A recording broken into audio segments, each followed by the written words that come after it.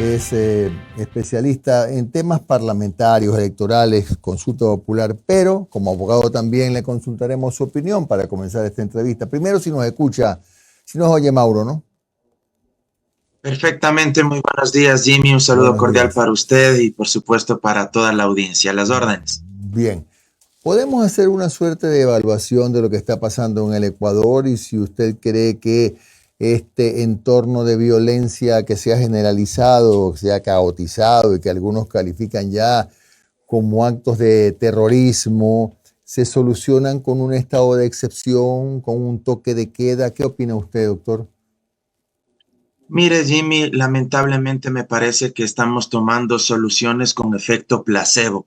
Es decir, que en la superficialidad aparentemente nos hacen sentir mejor, pero es de manera temporal. ¿Cuántas veces, pregunto yo, se han tomado decisiones de la misma naturaleza? Más de una docena, me parece ya, de estados de excepción durante los dos últimos gobiernos, tanto cuando han existido crisis penitenciarias, cuanto han existido crisis en materia de inseguridad. Y me parece que en la práctica los resultados, si es que uno evalúa el impacto de los mismos, no han surtido el efecto para el cual fueron decretados por parte del Ejecutivo. De hecho, ayer, mientras revisaba yo uno de los precedentes jurisprudenciales de la misma Corte Constitucional, me permitía citar en mi cuenta de Twitter, hoy llamado X, la Corte Constitucional al propio presidente Guillermo Lasso en ese estado de excepción que decretó cuando se dio el asesinato del ex candidato Fernando Villavicencio.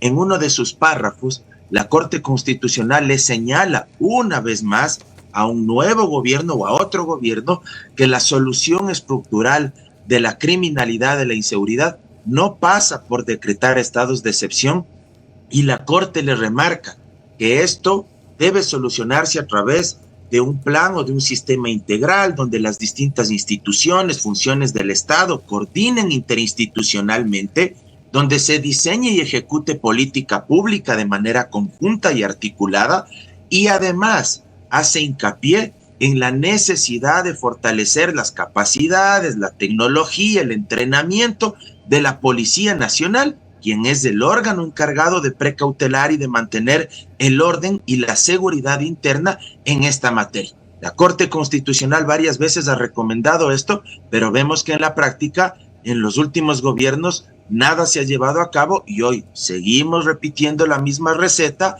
aunque sepamos que los efectos no han sido los que nosotros hayamos deseado. Claro, por ejemplo, llama la atención que los municipios no hayan sido invitados, las prefecturas no hayan sido invitados a participar, pero digo, yo mismo trato de responderme, capaz que es porque cómo les van a pedir que ayuden si les deben 3 meses, qué sé yo, de asignaciones. Es probable que por eso no cuenten con ese aporte que siempre va a ser importante, ¿no? De municipios y de prefecturas que hacen su esfuerzo aislado, no hay coordinación. Pero bueno, en este marco, el gobierno está proponiendo un pliego de preguntas que ya no se sabe si son 9 o son 11 las últimas, del último paquete, digamos, ¿no? ¿Usted cree que estas del último, de la última tanda, como dicen, ya pueden contribuir de alguna manera a fortalecer el trabajo de la policía, de la función judicial, etcétera, en la lucha contra la delincuencia, a diferencia del primer grupo de preguntas que tuvo muchos cuestionamientos por cuanto pues eran consultas que no tocaban a la Constitución?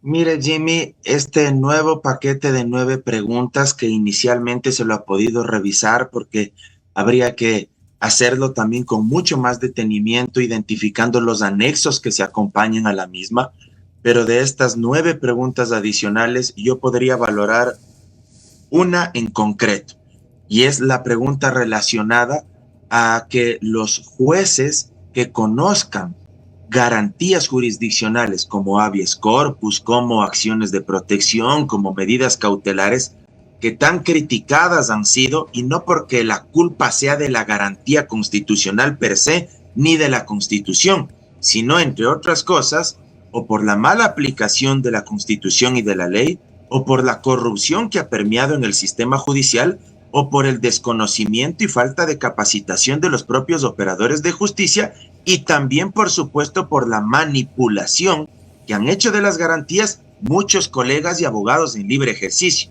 En este sentido, según se ha leído la pregunta, se propone, por ejemplo, que tengamos jueces especializados en materia constitucional que solo se dediquen a conocer estas garantías, a diferencia de lo que sucede en los actuales momentos, cuando jueces ordinarios al mismo tiempo se convierten en jueces constitucionales para conocer, por ejemplo, una acción de protección. Esto se está planteando ahora para que se divida y actúen por cuerda separada. A mí me gustaría mucho que, por ejemplo, estos jueces especializados en materia constitucional no dependan de la función judicial ordinaria, sino que dependan directamente de la Corte Constitucional, que es lo poco y lo mejor que tenemos en materia institucional en este país. En el resto de preguntas, mire, yo sí tengo serias críticas en ese paquete de 9 adicionales. Por ejemplo, hay una pregunta que a mí me aterra. Todos estamos seguros que hay que combatir con determinación y firmeza la criminalidad y las bandas delincuenciales. Pero eso tampoco significa que se pueda dar una carta abierta para que cualquier policía o militar salga, abra fuego a discreción y mate con la esperanza de que luego el presidente de turno, sea Noboa o quien fuere, y le dé un indulto, pues, sin que medie una sentencia condenatoria, sino que solo el mero hecho de que se abra una investigación o un proceso penal y que se haya hecho un uso letal. Y fíjese lo que dice la misma pregunta de Noboa, en contra de un sospechoso de delincuencia, es decir, si matan a un sospechoso, no están diciendo que se haya hecho un uso letal de la fuerza en contra de un delincuente, sino en contra de un sospechoso que pueda ser sujeto de un indulto por parte del presidente de la República en medio incluso del proceso penal o de la investigación. Eso me parece que es abrir una puerta peligrosísima para la arbitrariedad.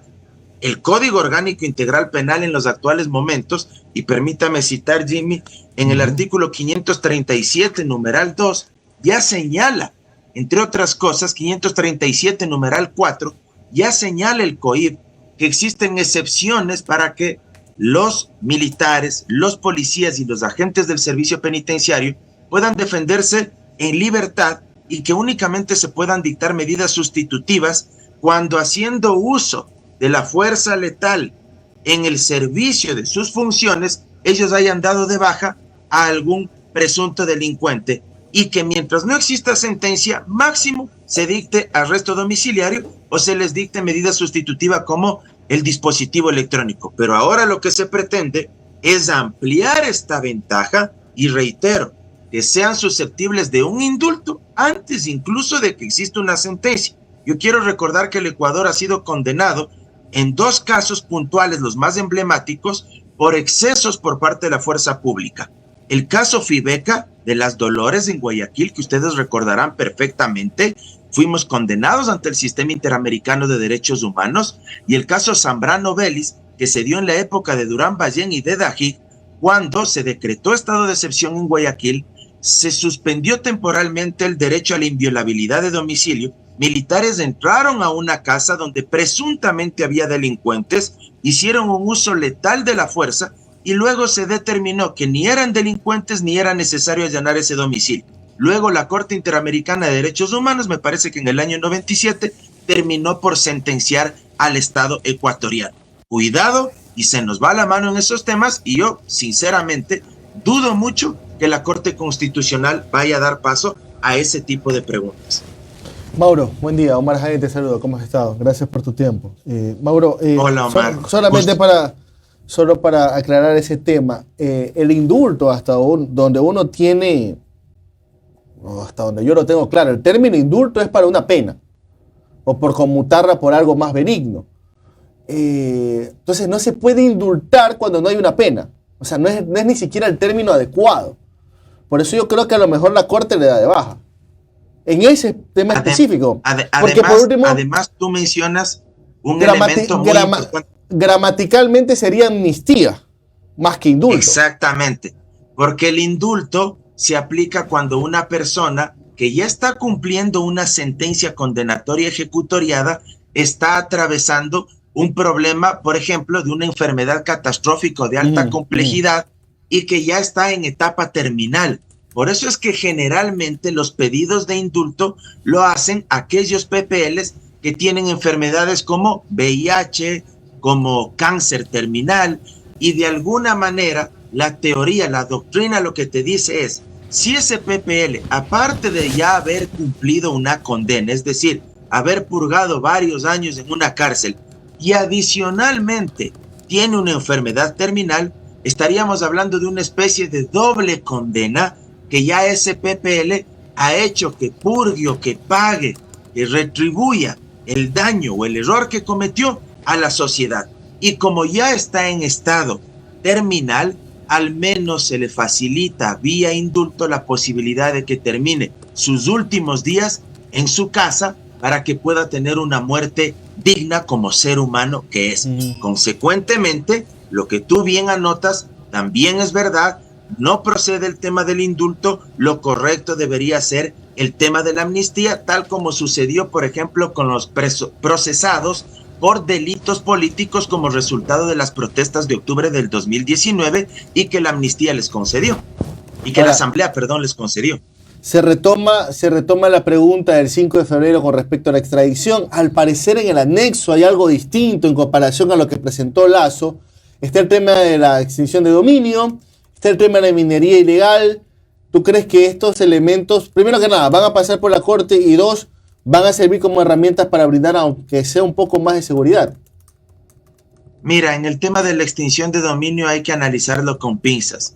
Nuevamente, todos estamos de acuerdo en que hay que combatir al crimen organizado. ¿Quién en su sano juicio podría estar en contra, por ejemplo, de que nos opongamos a que el Estado tenga las herramientas legales suficientes para poder incautar, para poder quitarle los bienes o los recursos que son resultado de actividades ilícitas, del cometimiento de delitos a los líderes del narcotráfico o del crimen organizado? Todos estamos de acuerdo en que eso debe actuarse y de manera eficiente, pero también debemos considerar que hay garantías básicas que se llaman debido proceso. Y esas garantías no las inventa el Ecuador, son garantías universales que parten desde la Declaración Universal de Derechos Humanos hasta la Convención Americana de Derechos Humanos. Y hay derechos fundamentales básicos, por ejemplo, el derecho a la propiedad privada, el derecho universal básico de las garantías del debido proceso de la presunción de inocencia.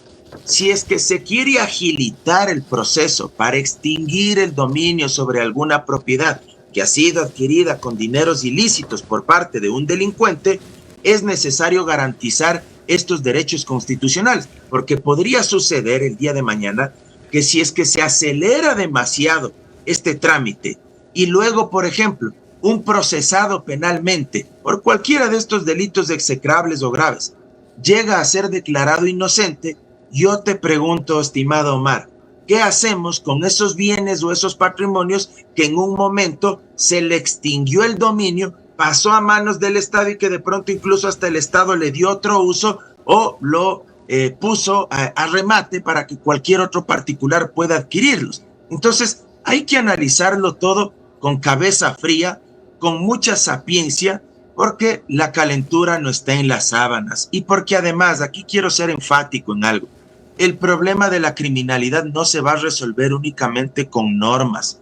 El problema de la inseguridad obedece a causas estructurales que van desde amplios niveles de pobreza y extrema pobreza hasta falta de capacidades estatales por el desmantelamiento de las instituciones y la falta de apoyo que no han gozado, por ejemplo, la Policía Nacional para poder realizar su trabajo, convirtiéndose lamentablemente en carne de cañón, como hemos visto durante las últimas horas, que han sido incluso secuestrados varios miembros de la fuerza pública. Si alguien piensa que los delincuentes cometen sus infracciones penales leyendo el Código Orgánico Integral Penal y diciendo, es que ahora se ha aumentado 10 años la pena, es que ahora van a extinguir el dominio de los bienes que yo compre, no, ya no delincamos, perdónenme, están muy equivocados. No hay país en el mundo donde únicamente con políticas punitivistas y con el endurecimiento de penas se haya solucionado el tema de la criminalidad.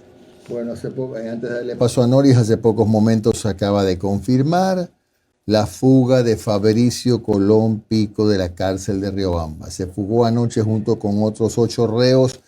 Aparentemente han recapturado a algunos. No se confirma si Pico ha sido recapturado, pero de lo que se sabe, se fugó anoche Fabricio Colón Pico. Siga usted. Mauro, buenos días. Noris Arroyave le saluda. Mauro, Hola, Noris, mucho gusto. En la pregunta 9 que se plantea en esta nueva tanda en la consulta popular que se va a hacer, ¿está usted de acuerdo con que se enmiende la Constitución y se reforme el Código de Trabajo para regular los contratos de trabajo a plazo fijo y por horas? Es un debate que se ha venido dando hace mucho tiempo. Se hablaba de la reforma a la ley y al Código de Trabajo. Esto de aquí entraría en consulta. Específicamente, hilando fino, ¿qué se busca con esto? De plano, yo creo que la Corte Constitucional no va a dar paso a esto porque provoca una regresión en materia de derechos laborales. El artículo 327 de la Constitución es absolutamente claro. No permite ni la tercerización e intermediación laboral, cualquier forma de explotación, y esto incluye el famoso contrato por horas. Yo quisiera plantearles a los ultralibertarios y a ciertos sectores empresariales, grandes empresarios que siempre han promovido el contrato por horas y de alguna manera la flexibilización laboral, que nos entreguen cifras concretas, objetivos, metas de cuántos empleos supuestamente generaría esta modificación a la Constitución, si es que la Corte llegara a dar paso y si es que esto fuera aprobado por el pueblo ecuatoriano en las urnas. Porque es muy fácil decir que supuestamente con el contrato con horas o reduciendo el salario básico unificado y poniéndolo al nivel de Colombia y Perú, que es una retórica que siempre repiten igual, es muy fácil decir que con eso se va a generar empleo. Bueno, díganos cuáles son las metas, cuáles son los indicadores, en cuánto tiempo se lo plantean, qué tipo de empleos, ¿van a ser empleos de calidad o empleos precarizados? Hay mucha literatura al respecto. Y yo invito a que se revise, por ejemplo, el informe de la CEPAL en materia de trabajo que lo elaboraron para este año. Si es que la CEPAL sugiere, la Comisión Económica para América Latina, organismo adscrito a Naciones Unidas, si es que sugiere en alguna de sus recomendaciones que el contrato por horas y la flexibilización laboral sea una herramienta que genera más fuentes de empleo. Por el contrario, la CEPAL lo que sugiere, al igual que muchos expertos, es que el Estado debe apoyar principalmente a las medianas y pequeñas empresas. Ustedes mejor que yo saben que en nuestro país las pymes generan aproximadamente el 70% de fuentes de empleo o de trabajos estables, formales en el Ecuador. ¿Por qué no se generan, entre otras cuestiones, líneas de crédito a través de la banca pública para estos sectores? ¿Por qué no se hace como sucedió en países hoy desarrollados, pero en su momento más pobres que el Ecuador, como Corea del Sur, como Taiwán y otros, donde el Estado obligaba a la banca privada a que una parte de sus depósitos sean entregadas como línea de crédito productivo y no como crédito de consumo, la totalidad de lo que acumulan en la banca privada, a los sectores productivos para que se puedan generar verdaderos emprendimientos, pero poniéndoles también responsabilidades a esos emprendedores y a esas pymes, que en determinados tiempos cumplan ciertas metas para poder seguir accediendo a esas líneas de crédito. Lo otro, el contrato por horas, cierro con esto, es ganar menos en menos tiempo y es lograr que las personas tengan 2, 3 trabajos en un solo día y que tengan que estar gastando incluso en transporte público para movilizarse de un extremo a otro en la ciudad, porque tienen que acudir a varios empleos que tienen en una misma jornada. Claro. Y sobre el contrato por horas te quería consultar. ¿Cuál es la concepción y cuando ya se lleva a debate el tema del contrato por horas? Porque claro, imaginemos un joven que no tiene trabajo, que no ha podido conseguir trabajo hace años, dice, del ahogado del sombrero, para nada algo. Y si estoy en esa posición lo entendería y acepto, pero el valor por hora que se plantea es proporcional al sueldo básico que tenemos nosotros, alrededor de $2 la hora o algo así. Eso sería lo que ganaría una persona que trabaje por hora. Exactamente, cuando en la actualidad, si es que se le quiere dar un trabajo a un joven, si tanto quieren dar empleo a los jóvenes, ¿por qué no le dan un trabajo a medio tiempo? Como sucede en muchos casos. Pero lo que quieren es, entre otras cosas, evitarse pagar un mayor aporte a la seguridad social, lo cual va a seguir descapitalizando también la seguridad social. En la práctica lo que quieren es desregular la relación de dependencia obrero-patronal. ¿Para qué? Para que en caso de que se quieran deshacer de esa mano de obra, no tengan que pagar una indemnización por despido intempestivo si es que la jornada fuera tal cual como existe en los actuales momentos. Un contrato a tiempo indefinido y bajo otras modalidades que nuestro Código Laboral así lo prevé. Eso es lo que está en juego. Y recojo algo que tú bien mencionabas, que es de este marco mental que también trata de posicionarse. Como no hay trabajo y aproximadamente el 65-67% de la fuerza laboral vigente o está en el desempleo o está en el subempleo, entonces, ¿cuál es la retórica? Ante esa necesidad, coja esto, coja lo que hay, porque peor es nada. O como decía el exministro Donoso del gobierno de Lazo, no hay nada más precario que no tener trabajo, decía él.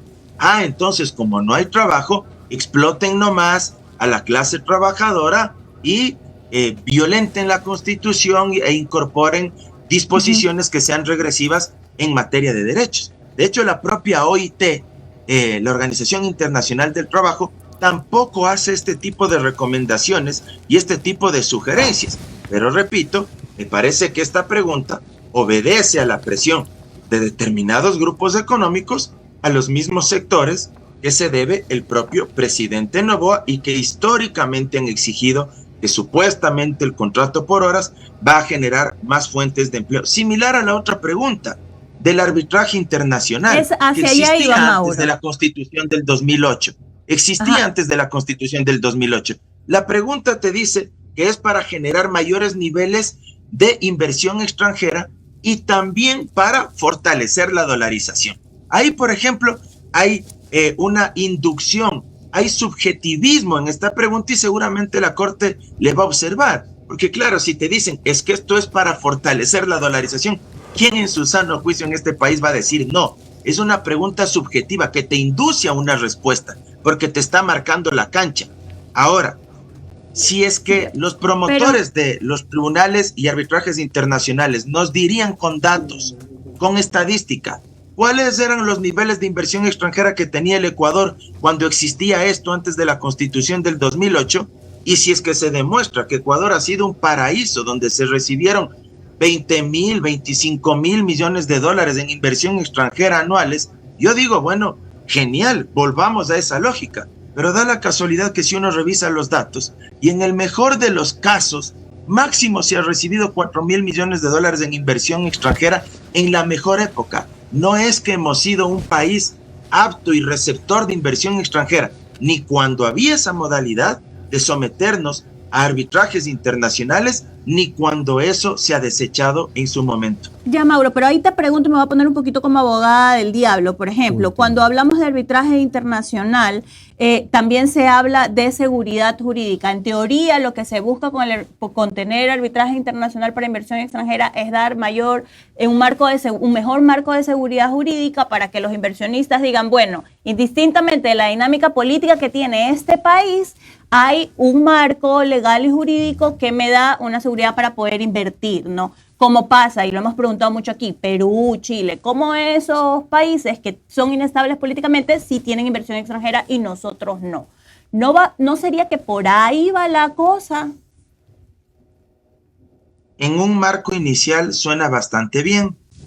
Los inversionistas extranjeros dirían, no nos sometamos a la jurisdicción interna del Ecuador cuando tengamos controversias y cuando tengamos algún tipo de problema, sino que tanto el Estado como nosotros, como inversionistas, nos vamos a someter a un arbitraje internacional.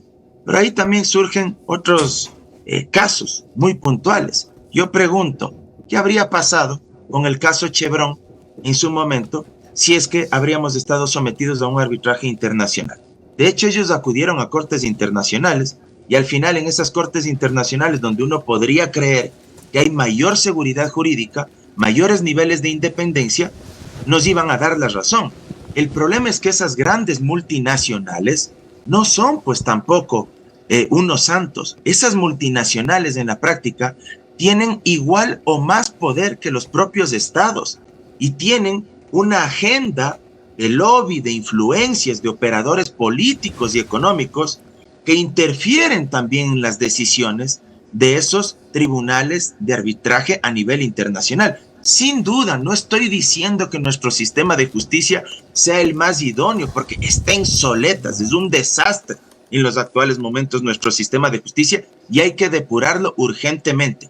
Pero vendernos como que someternos a los arbitrajes internacionales va a generar inversión extranjera, cuando eso ya tuvimos con la Constitución del 98 y no tuvimos altos niveles de inversión extranjera, me parece que es engañarle a la gente. Por eso yo planteo, si a mí me dicen con dato en mano, antes cuando nos sometíamos a tribunales o a arbitraje internacional, teníamos tantos niveles de inversión extranjera, y fíjese usted, desde que esto se prohíbe en el Ecuador, baja totalmente la inversión extranjera. Bueno, yo digo, cierto es, la evidencia empírica me está diciendo que antes valía la pena tener inversión extranjera. Volvamos a ese modelo.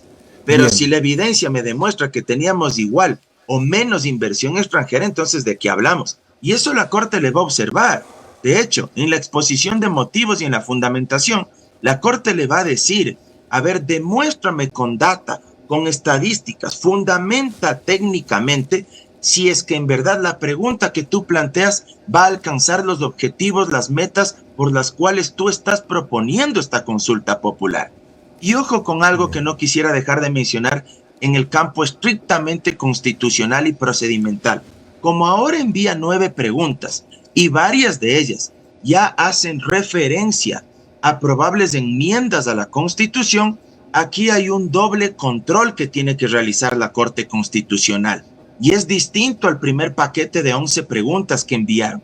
Como ahora se refieren a modificaciones de la Constitución, la Corte primero tiene que emitir un dictamen donde señale cuál es la vía, el procedimiento más adecuado para modificar la Constitución. Si es enmienda, si es reforma parcial o si es que es asamblea constituyente. Y para ese primer dictamen, la Corte no tiene un tiempo perentorio. No hay un término en la Ley de Garantías Jurisdiccionales y en varios de sus precedentes la Corte ha señalado que se reserva el derecho para pronunciarse en el tiempo que considere pertinente. Puede ser en 8 días, en 1 mes, en 6 meses, en 1 año. Luego de eso, recién la Corte emite un segundo control, un segundo dictamen, donde hará un análisis de los considerandos, de las preguntas y de los anexos, identificando que no sean preguntas compuestas, subjetivas, y que los anexos sean absolutamente claros y pertinentes y que se relacionen con la causalidad, que tengan relación causal con lo que se ha expuesto en los motivos de esa consulta popular. Gracias, doctor Mauro Andino, especialista en temas electorales, parlamentarios y por supuesto hemos hablado también del estado de excepción. Un buen día, Mauro, muy amable. Gracias. Muchas gracias, Jimmy. Un abrazo para ustedes. Hasta pronto.